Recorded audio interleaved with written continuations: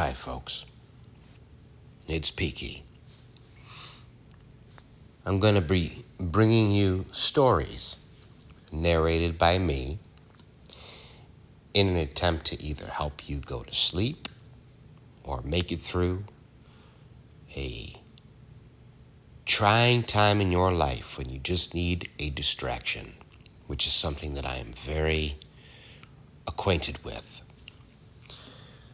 I need a lot of distractions lately, and I figure I'm going to share those distractions. And while I might be inspired from those who have helped distract me, I hope that I bring something else to the table, whether it be my voice, my cadence, my intention, my sincere desire to help. Regardless of what brings you here, I thank you very much. So tonight we're going to read The Grey Dying Whiskers. Larry was a black man that I picked up one day from the local day labor business that provided men of staggering ability or low character, dudes trying to get back on their feet, young stallions and old deer, earning a day's wage. A room for the night at a motel and a meal is about what it equaled, about $81. The labor people that were providing the service kept 20%. I needed Larry that day to help me clean a few bus stops, and he was old. That was the first thing about him, tall and thin, but sickly-like, and the lines in his face looked like they hurt. They weren't deep or scarred or anything like that. It was more the frequency of them and how they owned his complexion. They stood out further than the flat parts. His eyes, they were sad and hollow. And I thought he was probably about 60.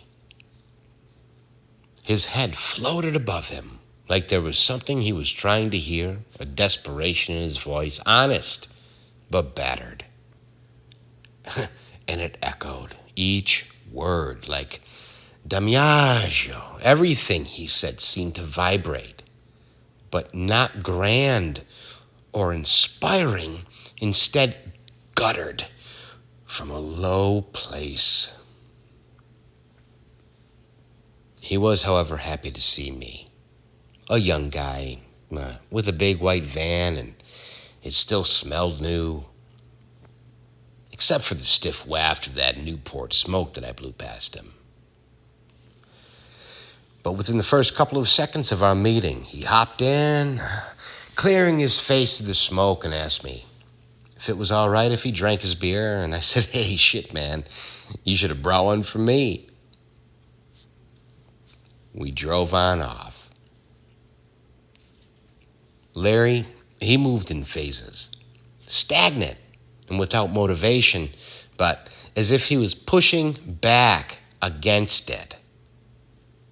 Not, strong enough to break the beam, but he was shut down.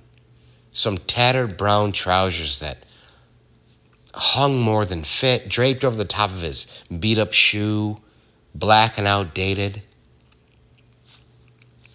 His tattered flannel shirt looked as if he borrowed it or maybe got it at the community thrift shop. It was just too new and cheap, stiff, and, like I said, red and black checkerboard design. Larry, he moved slowly. Larry wasn't very good at working, at least compared to the other men I'd worked with. Strong men with ideas and, know-how. Larry was anything but the sort.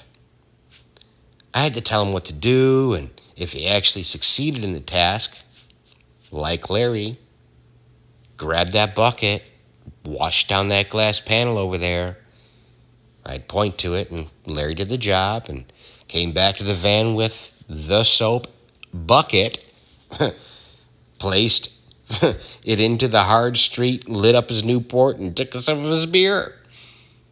The glass panel would still be dirty and streaked and dripping and still missing the sponge, because that was Larry. He had a long, skinny neck with skin that seemed lighter than the rest of him, faded like he had wrinkles, and then got his skin restretched until it was tight again. I can still see it. His mustache, it was a wooded forest with half the trees cut down like it was dying. Altogether, all of them represented everything about him in those whiskers, those gray dying whiskers below 2 tunnels, hollowed out by cocaine and collapsing. Pink and brown, 2 sea worms wriggling beneath sad-sagging eyes, 2 diamonds that held black sinking stones. Oh, Larry. Larry stayed drunk. Morning time shifts, afternoon lunches, special projects, demolitions, any matter of contact, or in telephone conversations, Larry was drunk. And I'd smoke blunts with him, his lips, without shame, engulfing the end of the cigar and leaving a wet, damp tip. You know him. You felt him. You smoked on him. Gooey brown, fuzzed together in moisture, his yellow tooth smiled, winking gold as he'd pass it back to me. There you go, Jay. You take that, he'd say, and I'd take it from him and try not to look. Kind of like you do when you get a fast food burger. You don't look, you just eat. I'd grab it about halfway down and blow the cherry off the top, and then I'd cup it in between 5 fingertips and press my lips against them like a diaphragm made of skin so my lips never actually touched the blunt. Yeah, Larry. Larry wasn't watching anyway. He was too busy fiddling with his beer, scratching the bottom of his forearm above the wrist. Oh, yeah. Staring out the window, his long neck craning, as if he'd never seen the world as we drove around the city blocks. Me and Larry. I remember it was hot, late August morning, when I pulled up to the labor service to grab Larry for the day. Except when my van door opened, it wasn't Larry I saw. Instead, it was an old Nigerian. And this man pulled himself up into the passenger seat. He was a guy Larry and I had worked with before.